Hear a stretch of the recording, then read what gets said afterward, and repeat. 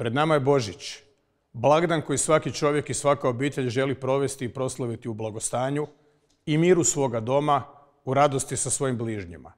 Poštujući kršćansku tradiciju koja već stoljećima označava čvrstu pripadnost Hrvatske zapadnoj i europskoj kulturi, svim vjernicima u Hrvatskoj, našim sunarodnjacima u Bosni i Hercegovini i širom svijeta, od srca želim sretan Božić, da vam doista bude najradosniji blagdan.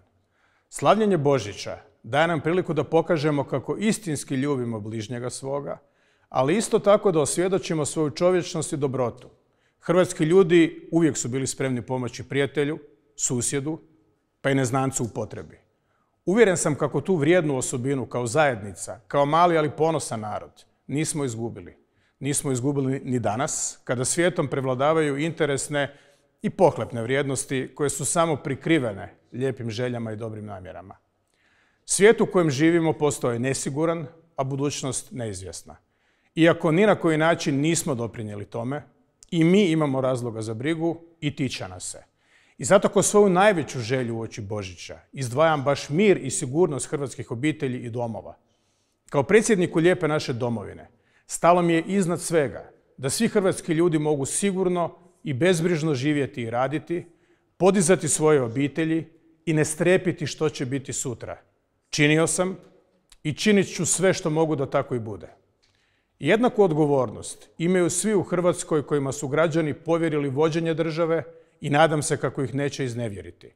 Svima kojima su dobrobit i sigurnost hrvatskih ljudi na prvome mjestu, bit ću istinski suradnik i predsjednik. Moramo učiniti sve, mi sami, kako bismo osigurali bolji život u Hrvatskoj i pošteno društvo, a našoj domovini mir i sigurnost. Naše brige malo koga zanimaju. Zato budimo mudri i brinimo o sebi.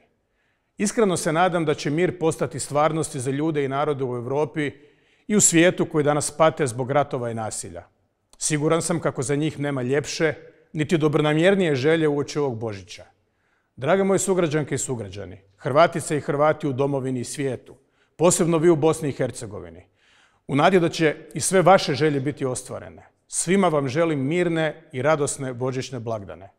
Sretan vam Božić i sve najbolje u novoj godini.